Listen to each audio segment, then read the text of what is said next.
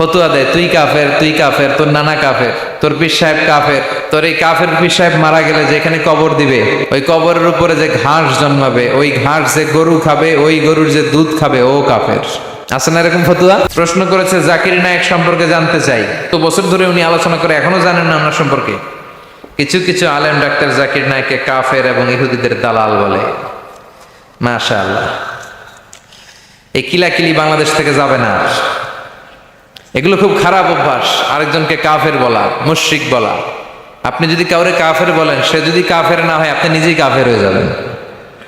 ফতুয়া দেয়, তুই কাফের, তুই কাফের, তোর নানা কাফের, তোর পীর সাহেব কাফের, তোর এই কাফের পীর সাহেব মারা গেলে যেখানে কবর দিবে ওই কবরের উপরে যে ঘাস জন্মাবে ওই ঘাস যে গরু খাবে ওই গরুর যে দুধ খাবে ও কাফের। আছে না এরকম ফতুয়া?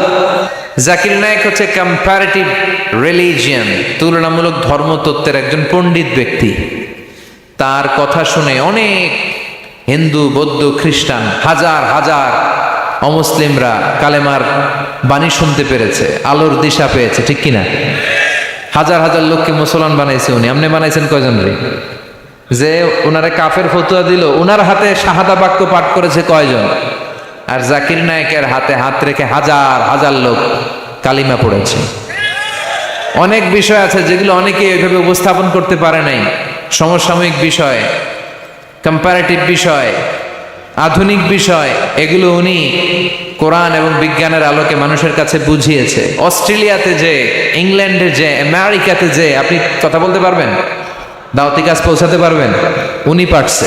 যেটা আমরা পারি না এটা উনি পারছে, এজন্য সহ্য হয় নাই আমাদের। এই দেশের জাতীয় খেলার নাম কি জানেন? হাডুডু। টাইনে আপনারা নিচে নিয়ে আসবে। এই দেশে কেউ আগাইতে চাইলে আরে উঠতে দেওয়া যায় না, কেউ উঠতে চাইলে ওরা টাইনে নামায়। কারণ জাতীয় খেলা হাডুডু। হাডুডুর নিয়ম হচ্ছে একজন সামনে যাবে আর সবাই ওর ঠ্যাং ধরে টানবে। কথা বলেন? এই জন্য এগুলো বাদ দেন। ইসলামের মধ্যে মুসলমানদের ভ্রাতৃত্বের মধ্যে ফাটল তৈরি না করে ঐক্য প্রতিষ্ঠা করেন। জাকির নায়েকের সব কথাই যে আপনারে মানতে হবে এটা তো উনিও বলে নাই। ওনার দেয়া কোনো মাসআলা, লিগ্যাল অপিনিয়ন আপনার কাছে যদি